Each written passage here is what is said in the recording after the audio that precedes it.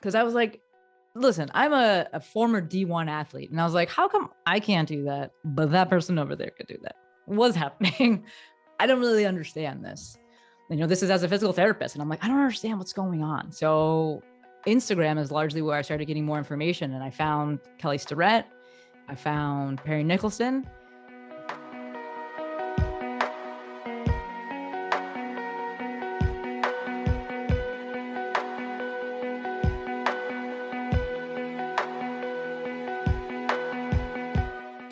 Hey there. Thank you for joining me for another episode of Female Empowered. I'm your host, Krista Gurka, and today we have another Female Friday episode. And I can't actually believe that this is the first time I'm having her on the podcast, but we have the amazing Dr. Shanté Cofield, aka the Movement Maestro. And I kind of feel like everyone in the world knows who you are, but for those like 3 people that might not get internet service where they live and don't know who you are, I'm going to just do a quick little intro for you that is definitely not going to do you justice. But so for those of you, if you don't know who the Maestro is, she is a PT by degree, I would say. She's a doctor of physical therapy. She is an SoCal resident. You're not a SoCal native though. You're from East Coast, right? From Jersey, baby. From Jersey. Yeah, exactly. So, but she's the founder of the Movement Maestro LLC. She's basically a social media based company that provides both online and in-person education for movement professionals around the world. And we really mean around the world. She's most known for her kind of IG intensive and teaching all things Instagram and business coaching, brand strategy, community development, anything digital, and truly most important, I would say, just kind of like stepping into your authentic self and doing the thing. So I could talk for like hours about all the things in here. And I'm going to say this also, I'll just go ahead and lead in with this because I have very high expectations of people. And I'm such a cynic when it comes to like people truly being authentic and genuine. And I want to say, and it's not blowing smoke up your ass, but like you are one of the most genuine people I've met and truly, truly want the best for everybody. And we, unfortunately, I don't think see a lot of that in this world nowadays, and 2, specifically in our industry. So from all of us, thank you. So I really appreciate that. Thank you. It's true. And we really don't see it enough. And I think when we do see it, I think we should shout it out. So, and you don't toot your horn enough there from time to time. So you've definitely had a hand in so many people's journey, whether it be through movement and being clinical professionals to now the online space. So why don't we start, like I usually do, is let's hear kind of your story from wherever you want to start to where you are today. We're all ears. Well, number one, thank you. Thank you for inviting me on. And this has happened to me as well, where you do podcast episodes, but you also talk to someone so frequently that you don't realize you're like, wait, we haven't recorded one of these conversations. Well, I've secretly taped you, but besides that, no, I'm just kidding. Just joking. I'm like Linda tripping your ass from like, I'm like secretly recording you. I'm just kidding. But yeah, no, I know. I was like, I actually haven't had her on the podcast. And so this is so exciting. Yeah, so I'm stoked to be here, honored to be here. Super grateful for the last thing you asked me to do as well, the like what we learned in 2021. So just really grateful for you, inviting me on and putting me in front of your audience. But as for my story, I think you nailed it. I am a physical therapist by trade. I went into PT because I wasn't convicted that I wanted to go to med school. So it was kind of a backup choice, and went to PT school. The whole time I felt like it was too easy. And I say that in terms of undergrad, I had to work really, really hard. And I've just been used to having to work really hard for things. And I didn't have to work as hard in PT school.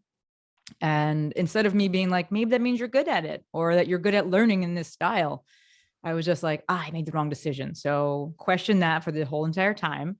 And then I graduated and got a job as a PT and hated it.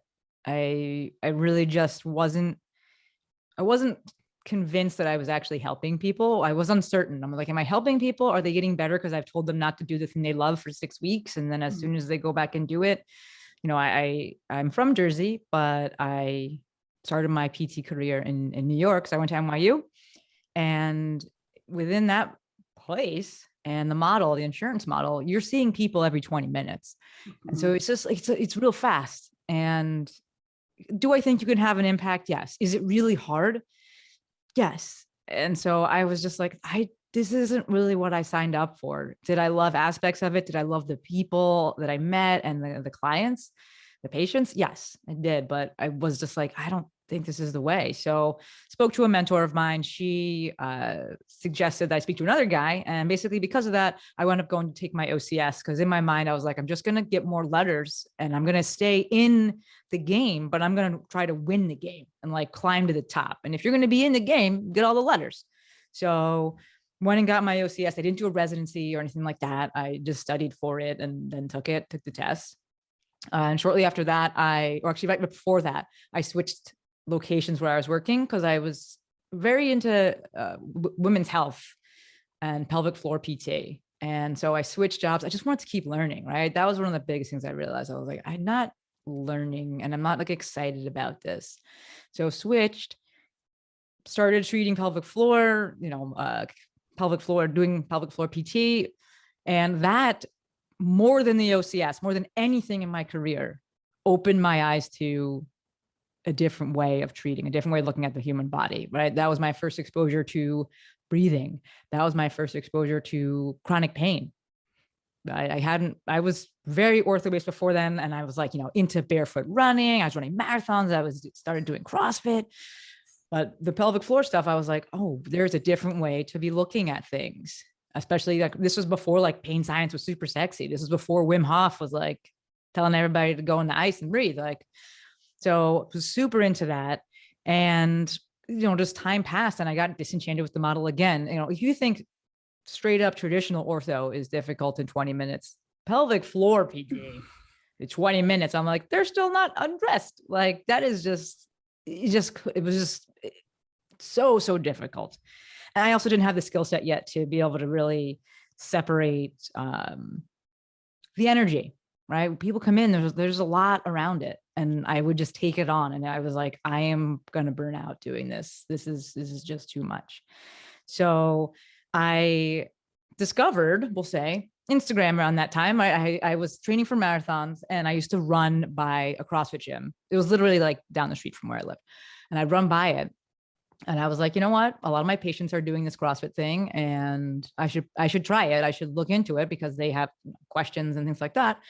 So after I decided I didn't want to run marathons anymore, I got into CrossFit. And in getting into CrossFit, I wanted to learn more because I was like, listen, I'm a former D1 athlete. And I was like, how come I can't do that, but that person over there could do that? What's happening? I don't really understand this. This is as a physical therapist. And I'm like, I don't understand what's going on. So Instagram is largely where I started getting more information. And I found Kelly Starrett. I found Perry Nicholson. I found Wad Doc, Tim Szymanski, and I was inspired to do the same. I was like, they're just putting out videos about movement. Like, I could do that. I had no desire to grow anything. I was just like, I want to share and connect with people. So I did that. And in doing that, I became really good friends with Dr. Perry. And through that, I got a job as a rock tape instructor. And that was really the start of everything. Right. So I was able to step away from treating. And I would say that my journey has largely been one of exclusion, where it's like, I don't know necessarily what I want to do, but I do know I don't want to do that. I do not want winter. So we're going to cut that out. This is the worst. So for me, it was like, what don't I want to do? How can I cut those things out? And that led me into teaching for rock tape. Literally got to travel the world teaching for them, but also building my brand, the Movement Maestro, as I was going, which was just me sharing movement stuff. It was just me sharing my brain, literally teaching everything that I knew. And from there, I was getting asked questions about what next, right? Rock Tape was an incredible company. It's changed. It was an incredible company. And we were largely known for interventions, right? And for tools and tape and things like that. And so I kept getting a lot of questions about, well, what do I do next after I've done this thing? And I'm like waiting for Rock Tape to make a course about it. And they never did. So I made my own. I had the audience size at the time and I put it out there. I was like, I'm going to make a course, Moving with the Maestro. I'm not good at naming stuff, Krista. I think I'm going to have to disagree on that. I'm going to just put Maestro in it. on that. Everything, but listen, if that's how brands work. That's it. Everything is Maestro. With a Maestro, Moving with a Maestro. I'm like, this is Maestro. So yes, I love it. Went with Maestro for everything, made the course, and I actually launched it in New Zealand. I had the audience and I was like, why not? I always wanted to go there. I was like, I don't need to make any money in this trip. I just don't want to lose any money. So let's just break even. So I used some Rock Tape connections and I launched it in New Zealand. I taught in Australia as well. And this was 2018. It wasn't that long ago. And then from there, I mean, I had the audience. I've been building the audience since 2014. And I launched my first online course. It was just in 2019, which really isn't that long ago, when we really think about it. But, COVID's come in and now we're like, where did the years go? But like, it wasn't really that long ago. And I launched my first course, which was Breathing with the Maestro, and it did exceptionally well. And that was the first time that I was like, I think I could do this. Like, I was kind of not wanting to travel as much anymore. So I said, all right, I don't want to travel as much for Rock Tape. I'm gonna do some more of my own stuff and launch that. Later that year, I launched Instagramming with the Maestro. That was a little bit scary for me because it was not about movement. And so I was like, well, let's see what happens here. And it did just as well as Breathing with the Maestro. And you and I had spoken about this before we got on the call in terms of building trust. I was able to go in that second direction because I had been, my audience had been with me for years at that point. And they were like, we'll go with you in this new direction because we trust you. So went in the Instagram direction. And, by this time I don't want to say I was over movement, but I was just like, man, I've been talking about this and teaching this for a really long time. And I'm just not as passionate about it. And I know there's other people out there that are really passionate about it. And I'd rather them just be the voices that are doing this. So my goal for 2020, Krista, was to not travel for work. Really? That was my goal. I was like, I want to be done with teaching for Rock Tape and traveling. I loved them. So did you start COVID? No, I'm just kidding. I know, right? I was like, did you manifest this so that basically the entire world had to live by your I'm not going to say no. Goal? I'm not going to say no. I went to CSM. That was the last thing the last impression. Yeah, because that's in February, right? That's like usually in February, right? Yeah. We went to CSM and then I taught at Exos, their Arizona location, like right before the world shut down, like right before. And I only had like 2 or 3 gigs lined up for Rock Tape. I had a few lined up for myself. And I was like, I don't want to travel anymore. I've done it for 5 years. Like I loved it, but it's time to move on. I really wanted to bring the business side of things front facing. I was doing it like behind the scenes, like, animal style off the menu. And, 2020 happened and I made the decision and I just did a post and I was like, okay, I'm not posting about movement anymore. Like, this is the end. There's 3,000 posts there. You can go, like, they're searchable. And there's so many people that are better at this and love it more. And you can learn from them. I can tell you where to go if you want. And I think I had like, maybe 3 DMs. Everyone else was like, all right, well, this is what we're doing now. Yeah. Like they either left or they were just like, cool, I'm coming with you. And so since 2020, it's been all about, online business and it's always been, Krista, it's always been vehicles though, right? Like I love, and I'm so grateful that you see me as, wanting to push authenticity and helping people create their best lives.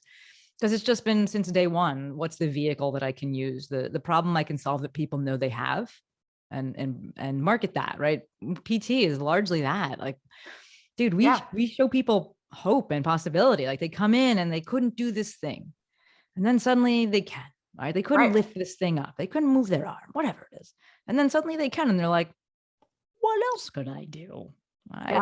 So it's all been vehicles. First it was PT, then I was educating people, teaching the teachers. Then we moved into the online business and Instagram stuff, and we'll see what comes next. But that's where I'm at now. Is it's all online business coaching. It is helping people to create and live their best lives largely with the vehicle, through the vehicle of Instagram. Yeah. I mean, it sounds like, well, there's a lot to unpack there, first of all, because I could ask a question about like almost everything you said, from going back to like, you worked hard in undergrad, but felt PT school was easy. I was like completely the flip. Like I was always a really, really good student. I don't think I went to class in college. And then like I hit PT school, and it was finally the first time I actually had to study. I couldn't just wing it. Yeah. I still will say that I was a person that finished the test early, and then everyone would be like, one of those. What? One of those. Yeah, I was just one of those people that was like, I either know it or I don't know it. And I'm not going to sit here like figuring it out the rest of the day. I love that. So, that's so on brand for you. It so is. I'm like, it's either it's this or that, and I'm going to move on. So, but the last thing, I mean, it sounds, if I read between the lines, that like inherently your why and your mission is still the same. You're a teacher at heart, and you want to help people, and you just have changed the vehicle for which you do that. Through and through. And, you know, I love that we're having this discussion right now. So I ran the call number 1 for round 10 of my intensive last night. And the first call, we talk about finding your why, but the tactical portion of the call, we talk about niching down. If you're, the online space is noisy as hell, which people freak out about, right? How many blank stares do you get with that? Dude, people get, you know, I tell them from the beginning, I'm like, this is probably one of the hardest questions that I'll ask you to, you know, hardest things I'll ask you to do. But as we're talking about niching down, people really struggle with it, because I get it. They're multi-passionate. I'm multi-passionate. And when I ask them to create a bio for Instagram, they have a really tough time using the words that the people will understand. And just knowing, like, I just need to get people in the door. I need to say that I can solve a problem that they know they have and that they want solved. And then all the things, other things that we do, the fact that I listen to you, the fact that we, you know, actually are going to sit and break things down, that happens once they're in the door. But they want to like say this as the bio, as the niche. And I'm like, your patients don't know that they have mindset issues. So, and most of them don't care. That is not what's going to sell them. Exactly. Everyone needs it. Somebody, I don't know who said this. I can't remember who said it, and I can't remember where I heard it. I did not make it up, so I'm not taking credit for it, but someone said once, maybe Marie Forleo, I don't know, said like, you sell them what they want, and then you give them what they need. That's it. So, absolutely. It's one of the PT lessons I learned from one of the internships I did. And that's exactly wherever you sell them what they want. I don't care what industry you're in. You sell people what they want, but then you give them what they need, you know. 100%. And there's nothing grimy about it. So anyone listening to this, it's kind of like sitting with it, like, you know, because I think as soon as we hear the word sell, people are like, no. But like, people buy based on what they want. Exactly. I don't want, to be truthful, let's just say this, like, I don't really need another hoodie. Like, do I really need another hoodie? No. Do I like hoodies? But why do I like them? Because either they say something cool on it, or they're comfortable and that's my style. So that's why I want it. And that's it. You could tell me 1,000 things, but I want something that's comfortable. That's it. I want, what do people want, and accepting that, and being willing and able to just say that, yes, which comes with time for sure. And then getting comfortable and being able to say this, but like, that is definitely the biggest pushback from the get-go of just, I am multi-passionate. I'm like, I love that. And I know that, but also the audience doesn't care about that. And let's speak a language they understand so that you can actually do what you want to do, which is help them. Yeah. Do you think that people, though, the reason behind the reason is because they're multi-passionate, or do you think it's because they're afraid of leaving money on the table? It's 100% that. It is not at all. They say multi-passionate, but it's that they're especially the person that's come from brick and mortar, right? Because it is different. Niching down in the brick and mortar space is not the same as online. It's just not the same number of people can come through your door. So there's a little bit more of like, they're still niching down, but it's not, I would not suggest being as refined as you are, as like super specific as you are online, right? Like online, one of the things I always throw out there is like, there could be a thumb person. You could be like the thumb guy. You want to blow up the internet, be the SI joint savior. I've yet to see that account. Yep. But it would do really well. But to be that and be in person, it'd be really tough because just there's not as many people that necessarily have that pathology or want that problem, need that problem solved. So people that have come from the in-person space and they're used to having to like kind of be a little bit more generalized, they're very scared of doing that online because they're like, but what if there isn't enough? What if I, like you said, leave money on the table? So I mean, I get it. And it's one of those things as a coach, you can't force people and push people to move faster than they're ready to go. And you just see it happen where like they need to get the reps and the confidence and see like, okay, there is enough here. I can be successful with this. And then they are far more willing to make that firmer niche down. So for me, I'm just like, I just want you to think about it. Just like start thinking. And I tell people too, like the more you feel pushback especially when a coach is telling you something, usually they're really hitting the nail on the head, because the more resistance you feel against that, that's really what you need to lean into. And I can speak from experience. I've gone from, saying I help every health and wellness individual. And then people are like, well, don't you really help physical therapists? Well, yeah, but I could help. And they're like, but then why don't you just say physical therapist? Yeah. And so, the truth is, what people don't understand too is, first of all, there's just in the United States, there's 325 million Americans. Right. If you're talking online, you're talking around the world. So you don't need that many people. So I heard someone say the other day, I was listening to someone, he was a chiropractor actually. And he was actually just saying, we were having the same conversation about niching down and things like that. And he's like, there's 70,000 chiropractors in the United States, which doesn't sound like a huge number. I mean, 70,000 compared to like 325 million. He's like, but I need like 70. If I had 70, my business is ultra profitable. So even though it's 70,000, there's also not 70,000 people coaching chiropractors. So, there might, so there's more numbers. Yeah, exactly. Let's look at the numbers. Let me ask you then about, because like you said, you started with Movement, then you did go digital, but with digital courses for Movement. How was it for you niching down to Instagram? Like, what was that process for you? Totally. So I did the movement, the breathing course. I didn't do like the full movement course online, but in terms of switching to Instagram, that was the first time I did any kind of paid traffic. And so I was actually at ConvertKit. I went to the conference. I love going to that conference. And I was at dinner sitting across from this woman who did ads. And I was like, I like you. I will pay you money to run some ads because I'm nervous about how well this thing is going to do. Because I don't know. This is a different push for my audience. At the same time, so the thing is, I launched, I had created an online course, Instagramming with the Maestro, but decided to run a challenge first. Because I talked to my friend Jill, and she was like, "Run a challenge, get some excitement about it." Let's say who Jill is, so people don't know. So we'll give her a shout out. Jill is the OG of online business. She's like literally like, I think she like invented online business to be.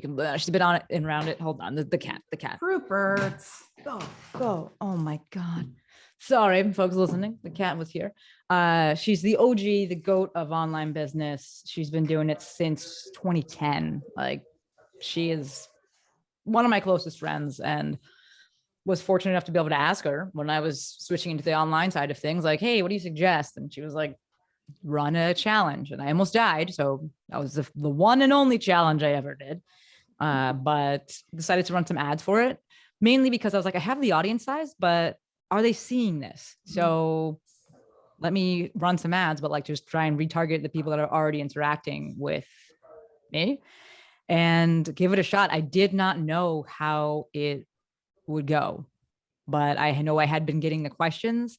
I'd been talking about it. So again, I'm a big proponent of like, don't build something until people will buy it. Don't create something until there's a need for it. And I had people asking the questions. I just didn't know how many people were going to ultimately want it. And like I said, it did just as well as the breathing course. So that was when I was like, all right, yeah, I can do this. But there was definitely some concern in the beginning. Definitely. Well, and you're on 10. So obviously proof of concept, it worked and you kept going. So what I did actually was I wasn't even planning on doing the intensive, Krista. I had made you did like a DIY. A DIY. Yes. I remember. So it's a DIY and I've sold it. And then people after the challenge wanted more. And I was like, but I didn't make you more. I made this course. Buy the course. And they're like, no, we want we want more. We want you. That's it. And I was like, which is what you say to people all the time. That's it. Right. You're always like, people will pay you to say it again and to say it specifically to them. 100%. They'll pay it. I actually just dropped Reels U, right? So we're getting so many questions about making Reels, and I was like, all right, cool. So I decided to run a 3-hour workshop on how to make Reels last December 15th, 2021.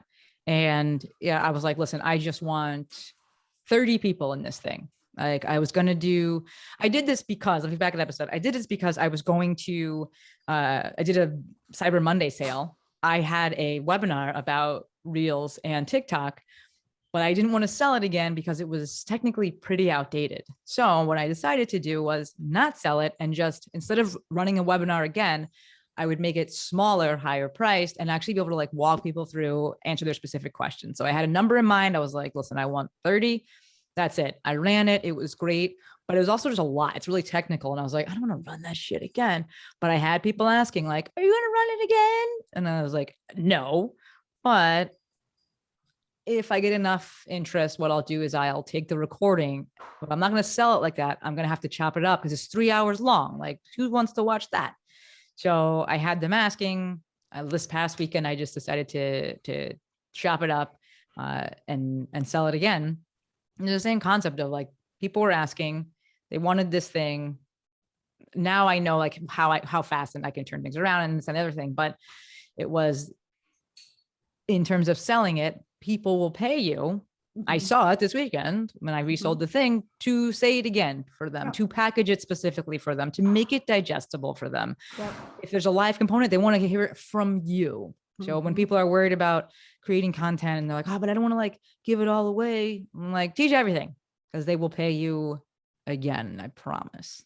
Yeah. I was talking about that today. I recorded another episode earlier today. I just dropped my 100th podcast. That's what's up. Congrats. And so I talked about, one of the things I've learned, the top 10 things I've learned in the 100th episode. And one of them was I used to too come from a place, even in physical therapy, where I was like, well, if I teach all this stuff, totally, then and along my journey too, people have shared information with me. And then I was like, who does it serve if I hold on to this information? Number one. And number two, people will ask you because I do. Like I was still like, okay, I bought this course, but now I want to hear it again, or I want to hear it from somebody else. So it does take a little learning curve to understand that. And I get that from people, because unfortunately there is some inauthenticity out there. And I think there definitely is, people are scared because maybe they've been hurt before or they've been betrayed before. And I get that, Absolutely. But in the end, there's way more good people like in the end. So totally agree. So now that it's been a couple years, and I loved what you said also about you knew what you did not want to do. And I definitely saw that when I was coming out of PT school now. And even with new grads, I tell them this, I was like, you could have crappy clinicals, but you can at least learn, well, I don't want to do wound care. Or I don't want to be this kind of therapist. At least you can always, I know that. At least awful. But you can always learn something. You can learn like, you know what? I never want to come here again. Like I never want to come to this conference. Absolutely. Again. So it's huge. There's so much value in learning and people are so scared of wasting time. They're scared of looking foolish, being judged, but they're super scared of wasting time. And I'm like, but if you learn something, even one thing, it's not a waste. It's totally worth it. And it's great when you learn it's much easier. Like as humans, this is how we're programmed, right? You just go out to dinner with a group of people and ask everyone what they want. most people know what they don't want. They're like, I don't care, I don't care, I don't care. And then you're like, you want pizza? And they're like, no. And I'm like, I don't but you want just that. said you didn't care. Well, I know I don't want that. Exactly. Yeah, exactly.